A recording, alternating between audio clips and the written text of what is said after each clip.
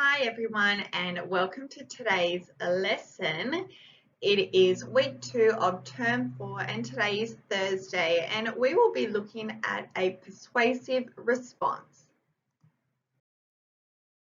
So before we get started, our learning intention today is that we are learning to write to persuade. Now our success criteria is that I can write my point of view. I can write some reasons why I have this point of view. Okay, so going back to last week, let's just refresh our memories on what it means to persuade. So what is persuasive writing? Persuasive writing is a type of opinion writing. Your opinion is what you think, what you feel, and what you believe about something. To persuade means to convince. When we persuade someone, we want to convince them of something, and we need to give reasons why we think, feel, or believe something, okay? So today, we are going to start our lesson off by listening to a story. Now, you may have heard this one. It's called Iguana. And there's a little boy, Alex, in this story who writes letters to his mum, convincing her and giving her reasons why he deserves or why he should get a pet iguana. So let's take a look. And I want you to listen really carefully about what are some of the reasons he's giving to his mum.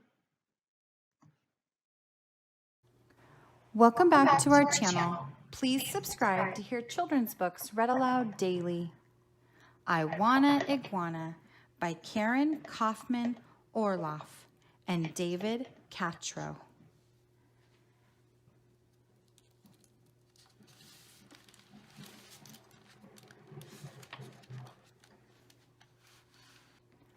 Dear Mom, I know you don't think I should have Mikey Gulligan's baby iguana when he moves, but here's why I should. If I don't take it, he goes to Stinky and Stinky's dogs, Lurch, will eat it. You don't want that to happen, do you? Signed, your sensitive son, Alex. Dear Alex, I'm glad you're so compassionate, but I doubt that Stinky's mother will let Lurch get into the iguana's cage. Nice try, though. Love, Mom.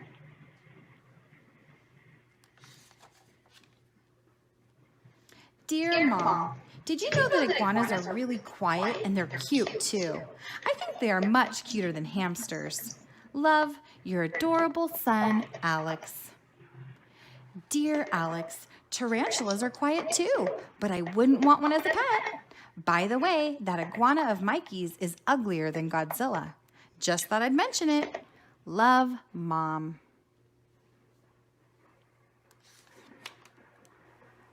Dear Mom, you would never even have to see the iguana. I'll keep his cage in my room on the dresser next to my soccer trophies. Plus, he's so small, I bet you'll never even know he's there. Love and a zillion and one kisses. Alex. Dear Alex, iguanas can grow to be over 6 feet long. You won't have enough space in your room, much less on your dresser, with or without your trophies. Love, Mom. Dear Mom, it takes 15 years for an iguana to get that big. Mikey told me. I'll be married by then and probably living in my own house. Love, your smart and mature kid, Alex. Dear Alex, how are you going to get a girl to marry you when you own a 6-foot-long reptile? Love, your concerned mother.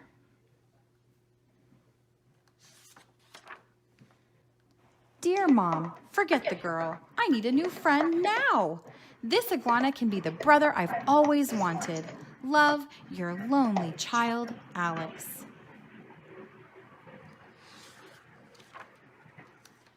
Dear Alex, you have a brother. Love, Mom.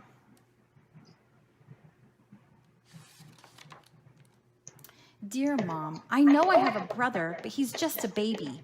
What fun is that? If I had an iguana, I could teach it tricks and things. Ethan doesn't do tricks. He just burps and poops. Love, grossed out Alex. Dear Alex, how do I know you're ready for a pet? Remember what happened when you took home the class fish? Love, Mom.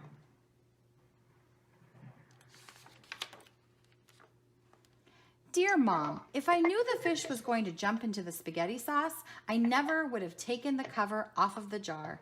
Love, your son who has learned his lesson. P.S. Iguanas don't like spaghetti. Dear Alex, let's say I let you have the iguana on a trial basis. What exactly would you do to take care of it? Love, Mom. Dear Mom, I would feed him every day. He eats lettuce, and I would make sure he had enough water, and I would clean his cage when it got messy. Love, responsible Alex. P.S. What's a trial basis? Dear Alex, a trial basis means Dad and I see how well you take care of him for a week or two before we decide if you can keep him forever. Remember, Stinky and Lurch are waiting. Love, Mom. P.S. If you clean his cage as well as you clean your room, you're in trouble. Dear Mom, I really try to clean my room and the iguana's cage. Also, listen to this. I'll pay for the lettuce with my allowance. I mean, how much can one baby iguana eat anyway? Love, Alex the financial wizard.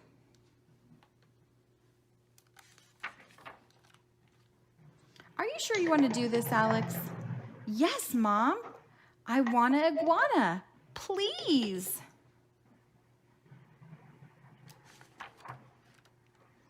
Dear Alex, look on your dresser. Love, Mom.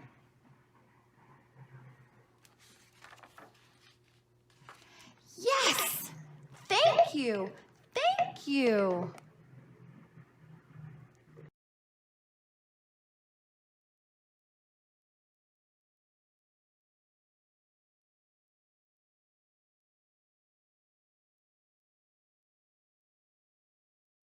Okay, everyone, I hope that you enjoyed that story just as much as I did.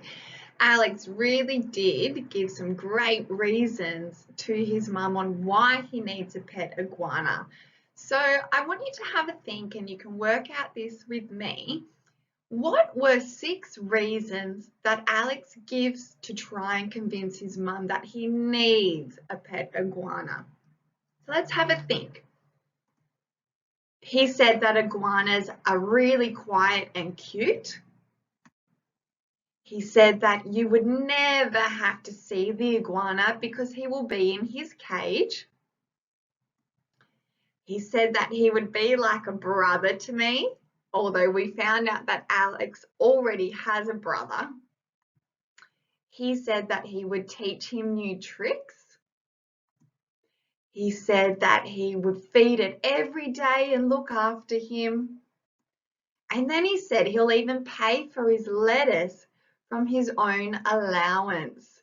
So there were 6 reasons that I chose from the book that really convinced his mum of why he needs a pet iguana. He was trying to be responsible, wasn't he? And he was able to convince his mum because at the end of the story, we found out that his mum actually surprised him with a pet iguana. So he did a really great job of persuading his mum, convincing her that he absolutely needs a pet iguana.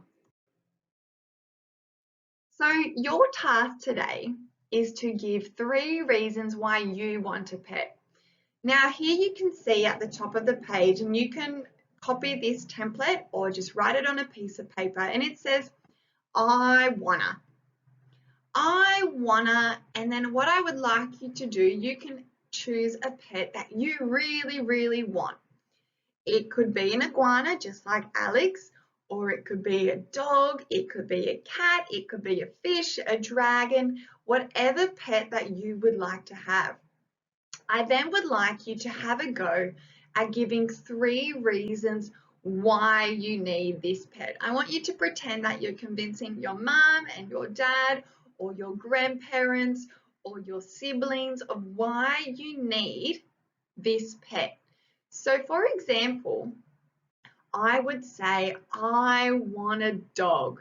Okay, so reason one of me trying to persuade and convince my mum why I need a dog is that reason one, I would take care of it.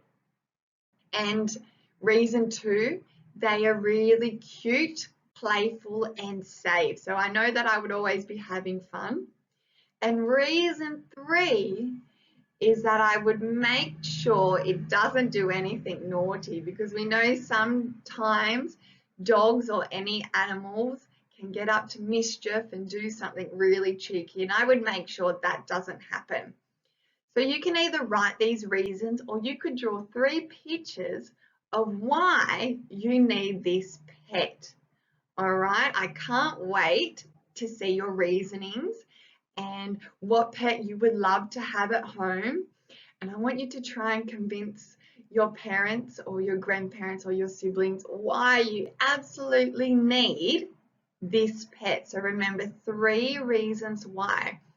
And if you're having a little bit of trouble thinking of reasons, you can go back to our previous slides of why Alex was convincing his mum he needs the iguana. So you could think, oh, maybe that's something that I would do as well. So you could put that reason down. You might even like to look over the book again and think about, oh, no, I would also feed my pet. I would also pay for the pet. I would teach it new tricks. Okay, so have a go at doing this, and we can't wait to see what you've come up with. Okay, so let's do a quick reflection on our learning that we did today.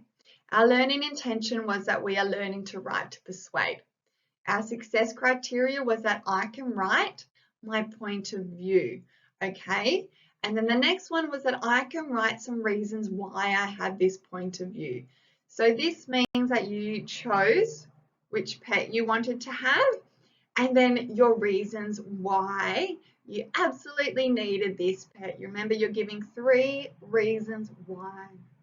Okay, boys and girls, well done on today's writing, and I'll see you next time.